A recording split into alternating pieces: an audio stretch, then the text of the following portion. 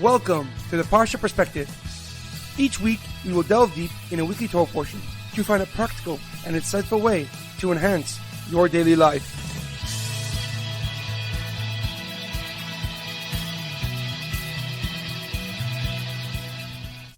Thank you for tuning in. My name is Rabbi Shalom Yemini, and each week we will look into the weekly Torah portion to find practical and insightful ways to enhance your daily life. This week's Parsha Perspective is in loving memory of Edward Ben Efraim, Shlomo Ben Edward, and Yirachmiel Daniel Ben Gedalia. May their souls be uplifted and may their memories be a blessing.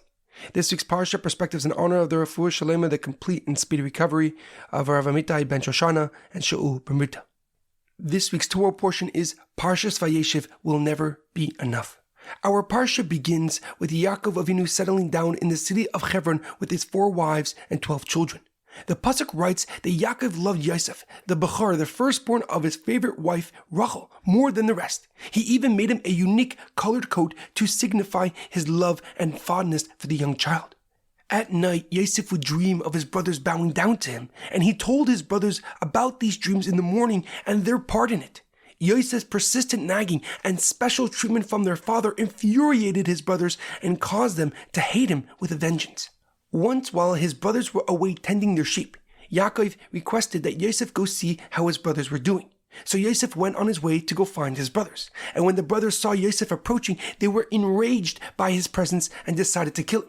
Reuven, the firstborn, however, implored them not to kill him, and instead throw him into a pit nearby. He said this because in his mind, his plan was to return there later and save the young child, save Yosef. When Yosef arrived, his brothers immediately took off his special coat and threw him into a pit. Yehuda then decided to sell him to an Arab caravan heading to Egypt, who sold him to Potiphar, Paro's chief butcher. Meanwhile, the brothers dipped Yosef's special and unique coat into animal's blood and brought it to Yaakov and told him that Yosef was eaten by a wild beast. Yaakov ripped his clothing and began to mourn for his beloved son. However, when his sons or daughters tried to comfort him, he ignored them and refused to be comforted.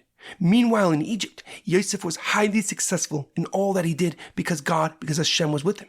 So seeing his success, Potiphar, Paro's chief butcher, put Yosef in charge of his whole household and all of his businesses. However, a question comes to mind. When the Torah writes that Potiphar put Yosef in charge of his household and businesses, it adds one exception. The Pasuk says, "Vayazov es kol asher lo biyad Yosef, v'lo yoda itoy me'uma, ki im halechem asher hu eichel." He left all that he had in Yosef's hands except for the food that he ate. Why does the Pasuk, which is usually very clear and concise, add except the food that he ate? What is the Pasuk trying to imply, and what is the Pasuk trying to hint to? Rashi Rav Shlomo Yitzchaki, the leading commentary on the Torah, answers this question by explaining how people spoke back then. He quotes the Medrash that when Potiphar put Yosef in charge of everything but the food that he ate, he was referring to his wife, for she was the one who understood his taste and cooked his food. Rashi explains that the Pasuk implies that Potiphar had total and complete confidence in Yosef to run all his businesses and his household, and therefore Potiphar placed him in control of everything except for his marriage, obviously. Ironically, when Yosef was falsely accused by his wife, Potiphar believed the lie rather than his most trustworthy and honest servant. However, the Ibn Ezra, the famous Spanish rabbi Rav Avram ben Meir Ibn Ezra, gives a deeper and more profound explanation. He writes that Yosef was in charge of everything except the food because he did not believe in their gods and because he was a Jew, and therefore he was not allowed to touch or deal with Potiphar's food. As the Torah details at the end of next week's Parsha, the Egyptians could not dine with the Jewish people, with the Hebrews, since it was an abomination to the Egyptians.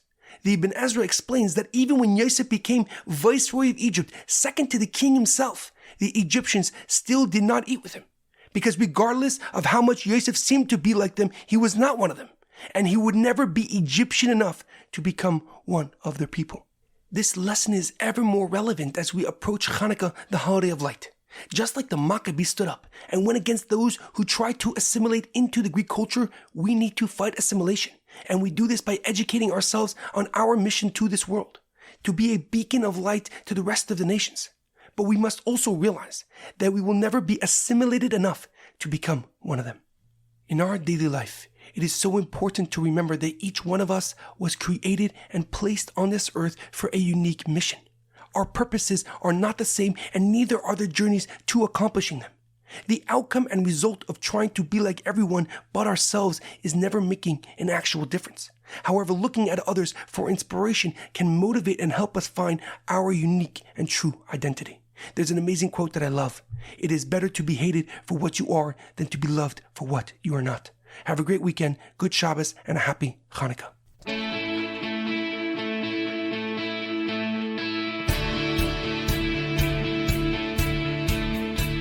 Thank you for tuning in to the Parsha Perspective. Check out our website, theparshaperspective.com. Send thoughts and comments to theparshaperspective@gmail.com. Till next time, thanks for listening.